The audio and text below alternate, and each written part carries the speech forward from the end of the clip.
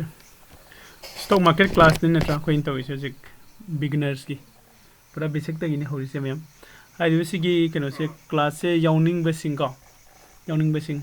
बताओ गसु को की WhatsApp तो भी रो WhatsApp तो मिंगा कनो का था भी रहेगा तो मैं ग्रुप ते ऐड तो गुजर के का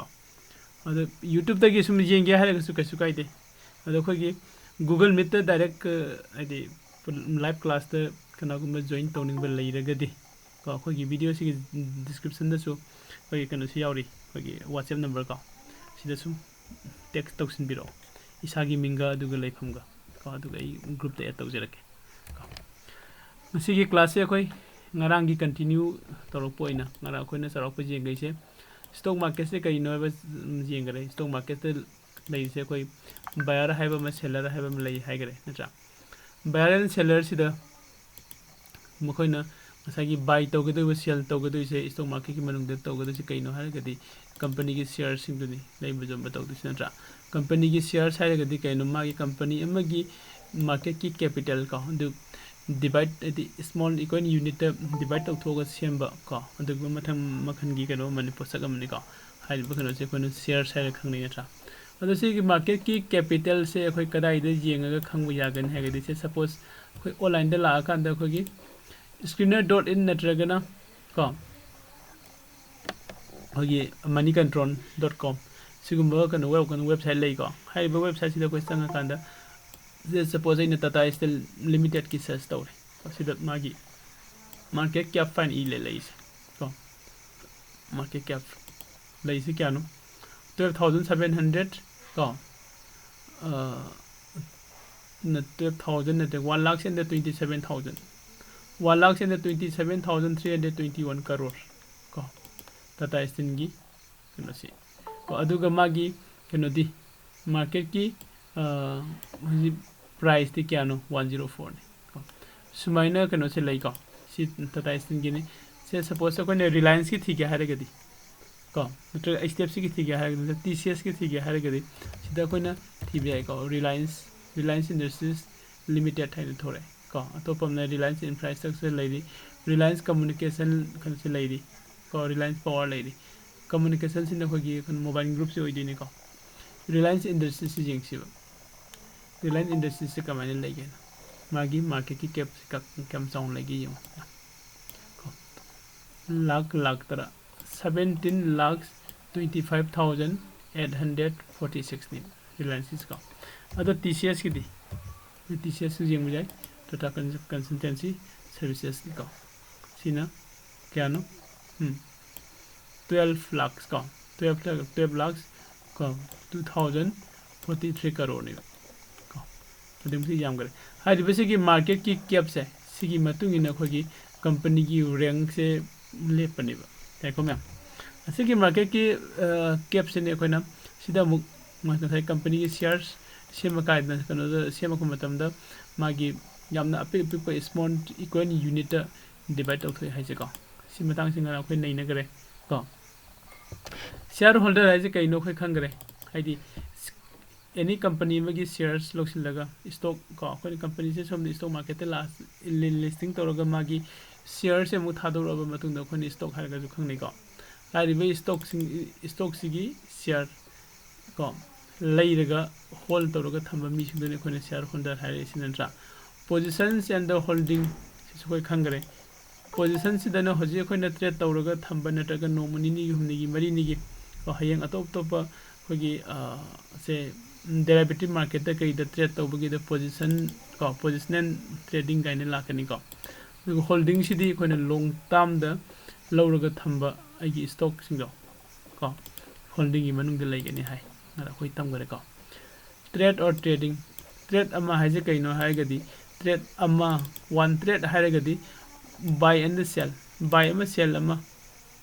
को कंप्लीट ओर कांद ट्रेड अमा ओरे हायगदोइनी को तो ट्रेड अमा ओइबा हायबसे बाय ना हाना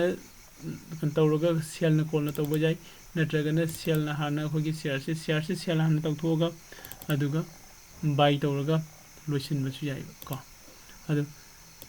सेल हाना तौगेरा बाय हाना तौगेरा बाय अमगा सेल अमगा सेम होगी कनोमदा शेयर अमदा को ꯑꯅꯤꯃꯛꯁꯦ complete ꯑꯣꯒꯅ ꯇꯧꯔꯒꯗꯤ ꯍꯥꯏꯗꯤ ꯁꯦꯜ ꯍꯥꯟꯅ ꯇꯧꯔꯦ ꯈꯜꯂꯁꯤ ꯑꯗꯨꯒ ꯍꯥꯏꯔꯤꯕ ꯁꯤꯌꯔꯗꯣ ꯑꯃꯨꯛ ꯕꯥꯏ ꯇꯧꯁꯤꯜꯂꯦ ꯈꯜꯂꯁꯤꯀꯣ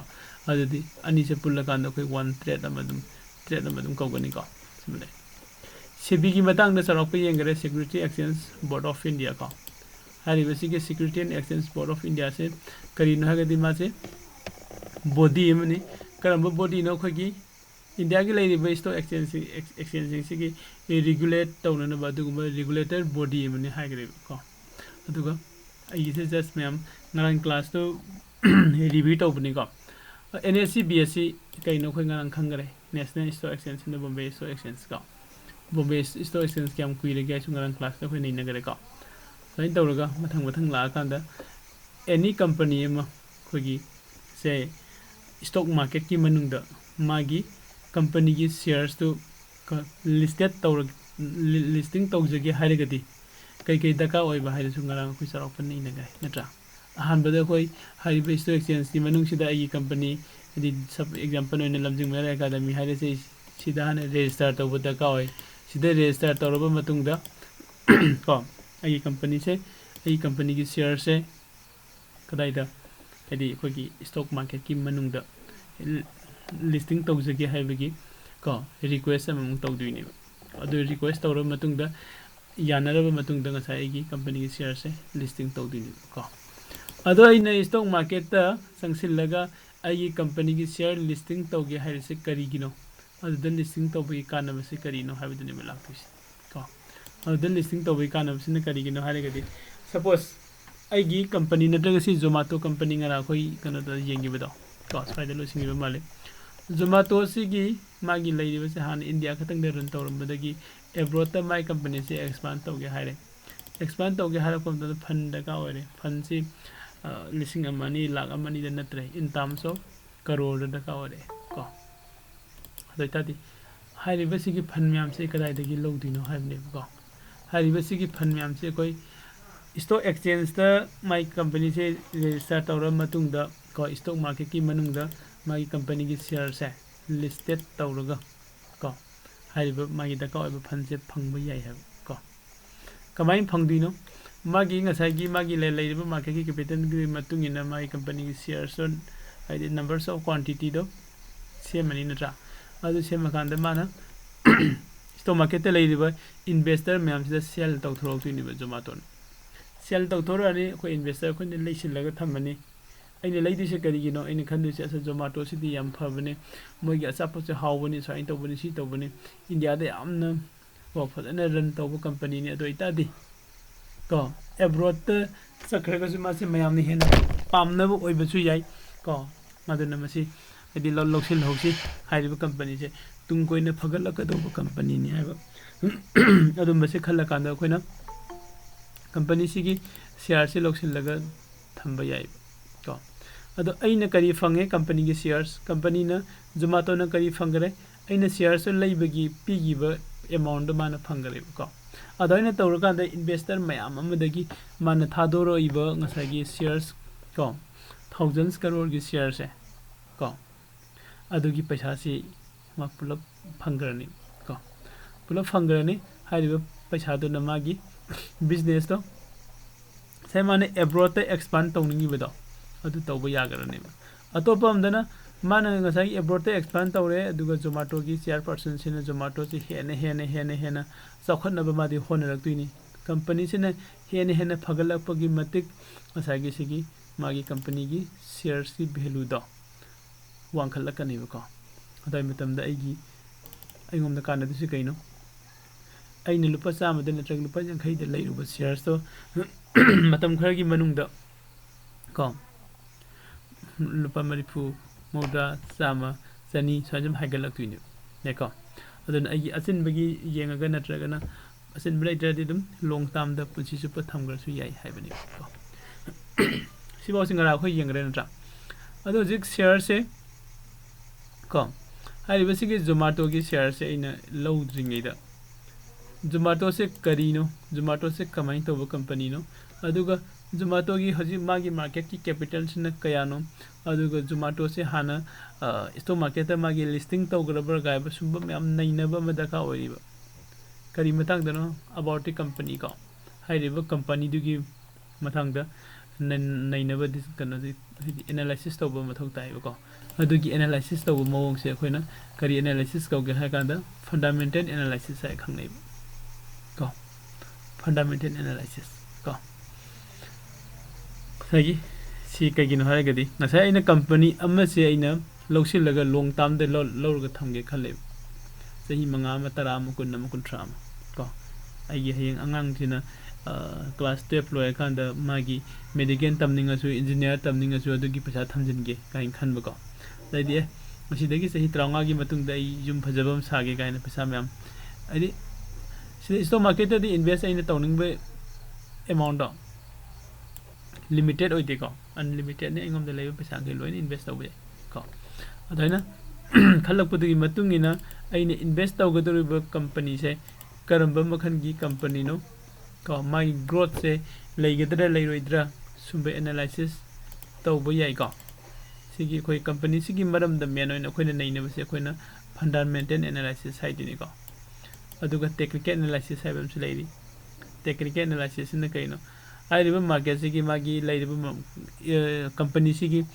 market ta magi shares ki mamanda hoji kaya da leiriba adi chart analysis taw kadab ni ko aduna khoina kona jengasi ko adanga saina sida zomato se lawre khalasiba yam kuina sahi manga tara kun kun trage thamme khalasi na dragon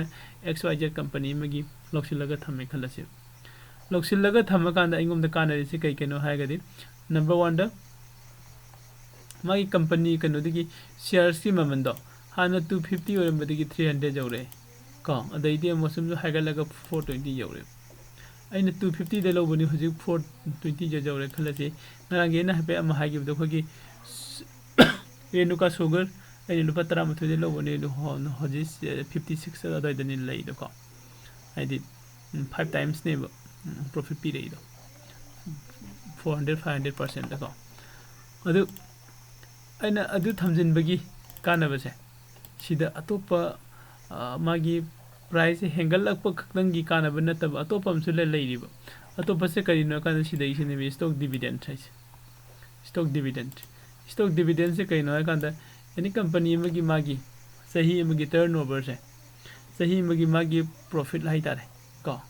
adugi phajaba thiba dugi matungina mai company dugi general body meeting tawraba matungda dividend haina ming thonba ko adi bonus ki type da ko sagi shareholder singchida paisa amko supiri ko dividend ko ayam ko repeat to okay ko just suppose aina xyz have company magi company share se leisilaga thame ko share se loksila thame the tata power ta hairase tata power haiba company sigi share se ne leisilaga thame tata power sina ngasagi magi sahi magi laiba magi profit ko profit and loss natragana khogi magi turnover sahi magi turnover dugi matungina ko mokhagi laiba shareholder singse sisida share amagi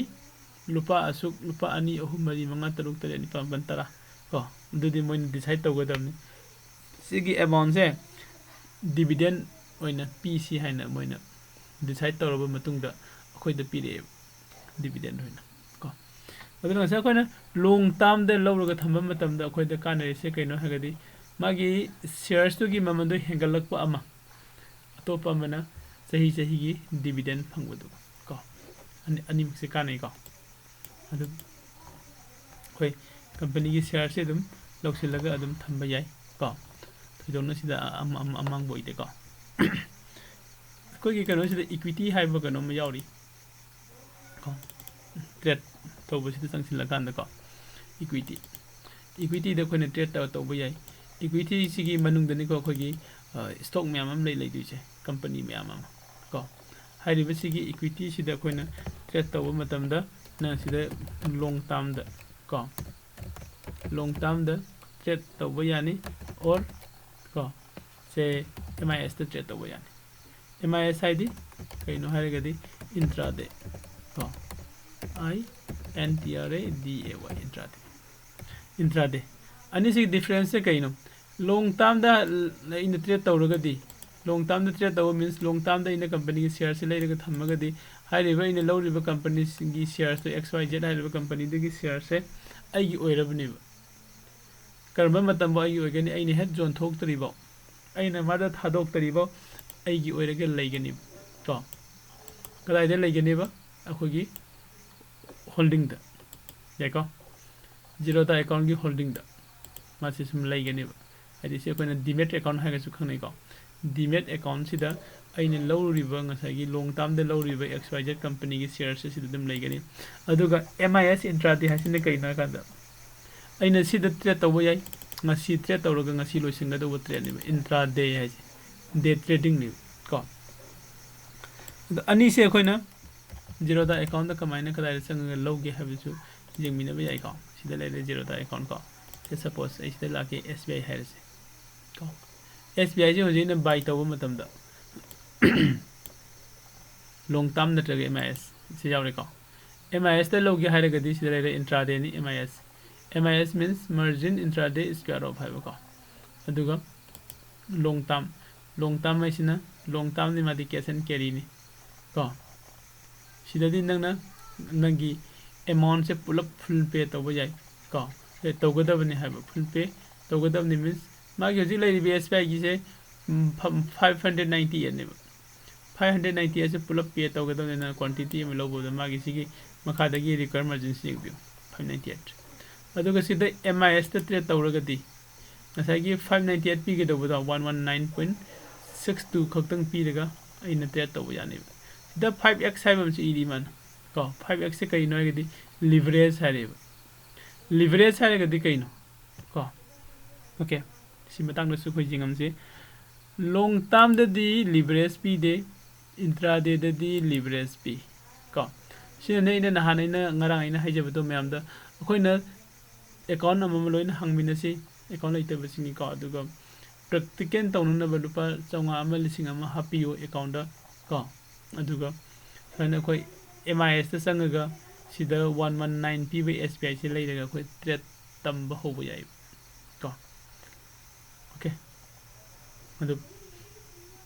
si sum khoi taw da ba ya da ba amane ne khalaga si practical khoi taw min si ko adu ngasa khoi ne long term lo bu da na si gi leverage to jaw de MIS lo kan de leverage jawi si gi leverage si gi meaning si kari no ko adu difference jeng bi long term lo kan da na 598 pi intraday de lo kan da na 119 de fange ko the leverage hai se kaino hare gadi ko leverage hai se kem nate ko khoina hena khare hena lighter o hen vai bne leverage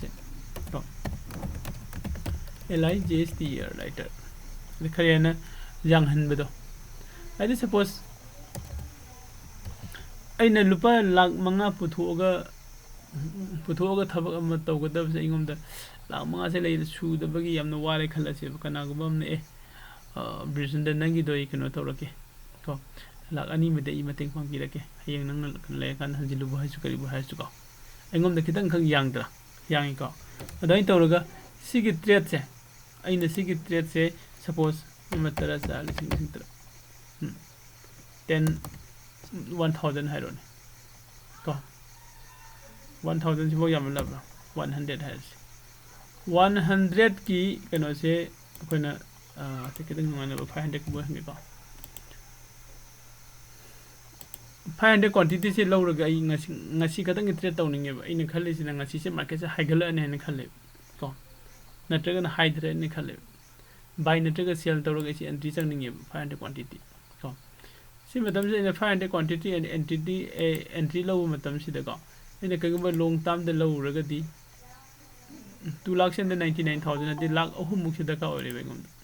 ko adu stock broker na high se kaino hai kanda sebi gi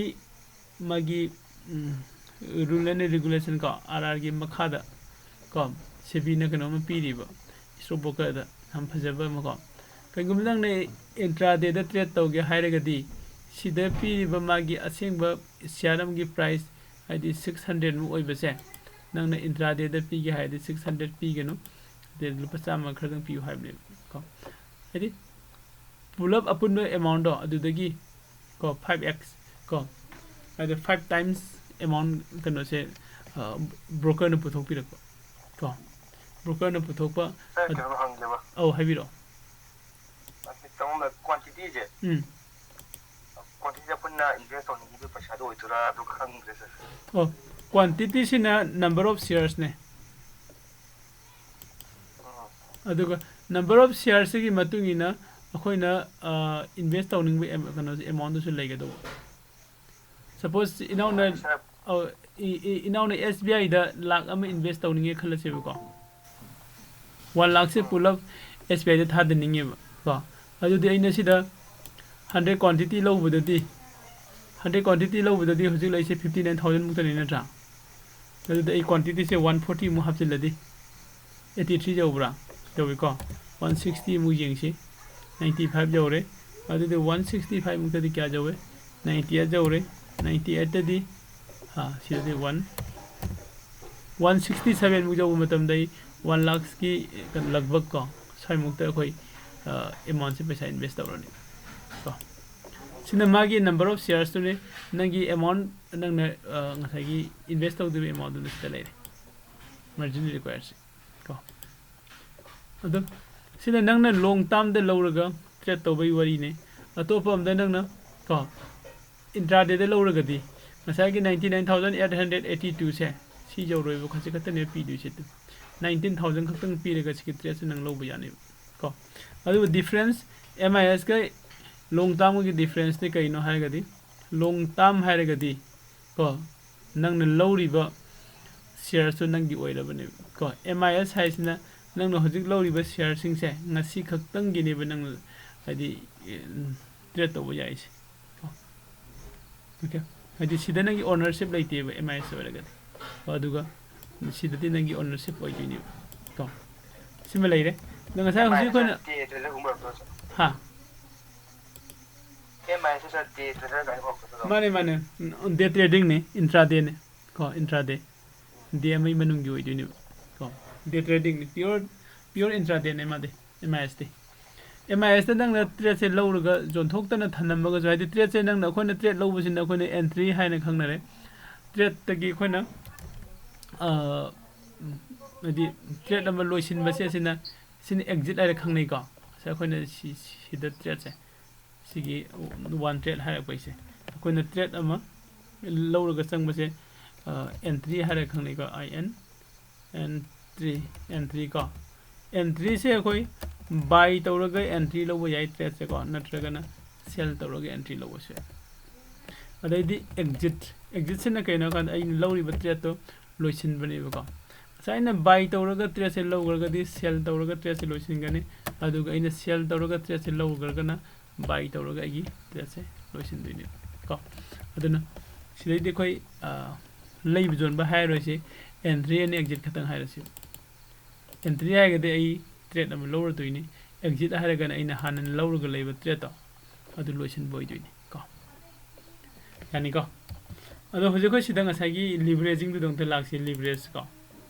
leverage da asai sida khoina 1 lakhs mu pi ga da do hoje 19900 mu tang pi re ko haidi sida 5x sai tham bi leverage ko atop paisa jing du tinga sai na si 167 quantity low with the lakh ama pi ga da si ga tang pi awat paisa du kanan hap tu no ko kanan hap tu no ha ga di broker na akhoi da leverage to bi rakune moina mating pang bi rak haina dem low bu ya ne ko ado aina si trade se low matam da broker na 80000 mu pu thue aina 19000 20000 khat pu thue adu de horen profit to akhoi ni jena doi da question lakra adu profit to akhoi ni generate ko profit oil su ai gini loss oil su ai gini broker gidi just hariba kano se nang intraday de logi haraga di nang lakh ama pi bai muhota lesing kun khatang pi ga si trade se tawba yani haibane ko adu intraday gi meaning du de khoi phajana khangba mathau tai intraday haraga di ngasi lowo trade to ngasi loisil lam ga do ngasi entry lowo trade to ngasi exit torom ga do ko kaiguma torom draba broker gi magi robot thadora kane pung ahum ga minute ranga kun soida ko intraday de leira trade mo khai moina loini exit to birangani ko robot laga हाइरिबसिगी intraday लेबा trade मखे मोने लोइने exit तौबिरमसिदा कैदौनी है काना मोगी exit तौबिबगी charge अमुसु लवे trade अमगी लुपा मोने ट्रेड अम एग्जिट तौब मतमदा को 59 रुपीस ददम की संग लवे को 59 रुपीस दि यामदेदा हाइना खल्ले खल्लसिको यामक्तिनी करम मतमदा यामदिनो जिंगसिको सपोज हैना सिदा जस्ट प्रैक्टिस तौबगी SBI देना क्वांटिटी अमुख बाय तौरगा ट्रेड लौरे को अइने लौरिबा ट्रेड से क्या न लुपा 120 मुक्तनी बसे संगिसे याको सिंग ट्रेड से लौ मतम होइने प्रॉफिट फंगे न फंगादा क्या फंगदुने लुपा 3 मरी मंगाइ को अदो ट्रेड तो इने लोसिनदबि थनमदि ट्रेड तो इने लोसिनदबि थनमगा आइरिबा MIS की कक्प लाखोदुदा स्क्वायर अप तौब लाइबा रोबोट न कथर करे खलसे को अदो मोइना चार्ज एंगोंदा क्या तौतुना 58-59 रुपीस चार्ज तौरे खलसे को अदुदी ngasa ina trade tawriba total amount du bawda 120 khakhtani ko adudi 60 around 60 rupees mu ngasa gi intraday gi ina losin hauda gi moina losin bigra de engon pesa mang dra mang ko adule yaring thegi khoina intraday tawraga di before ko 310 dum haye ko ai khara lapna pung ahung ga minute 10 gi mamang da ai gi trade to ina exit tawbiram ga do kaigumi exit ta hodraga di broker gi magi robot la ga tawgragadi ko broker charge logini when score up tawbagi charge am tongana extra eko okay yare ko ma'am adu dekho leveraging se charak pam phangi ko oh habiro oh exit to bai se kai no kanda sai se gi trade in low re khala si da buy tawraga yare ko China buy tawraga lo khoi light market te jingmina di hena khangani ko China buy tawraga entry lo rebo jositi se buy tawba yaroi market award na tabani na buy tawraga entry lo matung da ma se sida position da lakani ko position da gi amu sang silaga ai profit phange na traga loss oire haibi gi matung ina aina ngasai lo gi ba trade to ai trade to loisilam ba hai tare ai de aina buy tawraga thami ba share do sell do thokpa aina lupa 10 da buy tawre khalaji hoji lupa 30 jore lupa manga I profit phange ko ai lupa manga sine yare sidi sell to thokra ge sell to thok ko aina da ahan buy tawri sin akoina entry tawba hare khangnare aduga kona share zone thoi se sin akoina mu exit tawba hana khangne yani ko gyanta ni ko na hai ri bisi ma'am se hena gyanta ga do budi hoji su gyanta rangani ko theory oina ado isai sa gi account nga sai na haibudo 500 1000 mu hapsin laga direct trade se paira kan da ko hena khangani ai ko ado leveraging matang si si makhe charap khangeni lower si ko kainumta oh haibiro market up down lakani habagi kaino do kitang share to biyon market up lakba jai natraga down lakba jai have natra ko koi market se up ta lakani natraga down ta lakani haibagi chapcha badi kana amta na haibu ngamoi ko adubu lakba yai have the lakani ko market se up ta lakba jai natraga market se down ta lakba yai haina ko magi adu gi juta adi magi open close oh adu gi du de ina ibo akoina technical analysis ta nei na ka do technical analysis ta nei na ka na ko ni nga ta phambiu technical analysis ta nei na ka do ne ko technical analysis ta ko nei na ka da market se uplom da lakpa yai natraga downlom da lakpa yai hai do khanga do ko adu gi du ma he akoina technical analysis nei na ka da habet jing se ko khoi main point di koi technical analysis ne ko technical analysis de koi na ngasi tawraga ngasi heta haibu su yare ko ngasa gi koi na aina sum class sum lawra pada mayam do share tawbudo khoi da gi koi na khano tawbu se market ki kano se koi na stock market tamak pa se 10% na madi trainer na natraga ojana na natraga kano do adum takani lemhori ba 90% de khoi na market ta gi learn taw duni ko men oina khoi na market ta gi learn taw du se kari no hare ga di ko sai kano duni ko gi technical analysis ma'am दुने याई को okay अदो हजे कोई सिदा type of को trading और traders से जिंग सिबु को कोई trading नत्रगा traders को traders से मखन मैम हम लाई को अदी मरक तो द scalper है बलाई scalping अदी मिनट अमा अनि सेकेंड अमा नि ट्रेड तौरगा प्रॉफिट फंगा तोथोपा याम थुबा ट्रेड को अदैदी खोइगी स्विंग ट्रेड हाने लै स्विंग ट्रेड हाइसिले नमित मरी नि मंगा नि तरुंग नि को तरानी कुनि दोइने थम्बा कान आइगी प्रॉफिट तो गायरगा लथोपा को अदुने तबदा खोगी लॉन्ग टर्म को हाइदी पूरा कनो दे शेयर होल्डर को ngसाइगी खोइ यिंगी बदा अदुने पूरा होल्डिंग तौरगा थम्बगा अदुगो लथोपा याइ को सिसिंगसिमा सिदगी हेनबा खरसु लेरी अदुसु अदुम अतोपसु येंगमिनसे तम तमन को हाइदि कोइ इम्फान दगी पोट अहोंगबा म लेरागा खोइ सोइदा पुरागा तांगनागा जोनबदो नत्रगा खोइ सोइदगी अहोंगबा पोट अम लेरागा इम्फान दगा तांगना जोलुबा हाइदि सपोज मोयरांग दे nga खरा होंगे मोयरांग दे nga से लेरागा पुरागा इम्फान द जोलुबा जा इम्फान दना खरा तांगे नत्रा ममन को सुमाइना खोगी स्टॉक एक्सचेंज अनि बीएससी अदुगा एनएससी अनि सिगी मरक से सिदसु बीएससी दे लेरगा एनएससी द जोलुबा जा एनएससी दगी लेरगा बीएससी द जोलुबा सै यानी को सुमाइना जो अदि कनो से ट्रेडर से मखन मखन खर खर लैदि को अदो हजिकी ओइनदि खोइना पामी से को स्कैल्पिंग से मयाम दुम पामे